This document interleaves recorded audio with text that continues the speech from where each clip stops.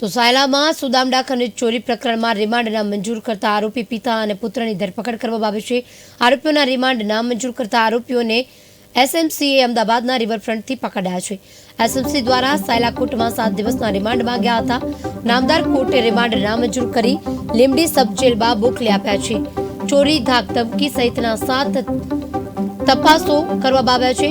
એસએમસીએ કરી રહી છે તપાસ, જેમાં આરોપીને ધકેલી દેવામાં આવ્યા છે જેલ પાછળ।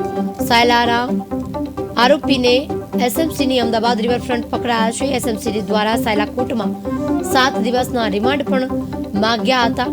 નામદાર કોર્ટે રિમાન્ડ નામંજૂર કરી લીંબડી સબ જેલમાં મોકલી દેવામાં આવ્યા છે। ચોરી, ધાક ધમકી સહિતની તપાસ થઈ રહી છે। એસએમસી કરી રહી છે તપાસ।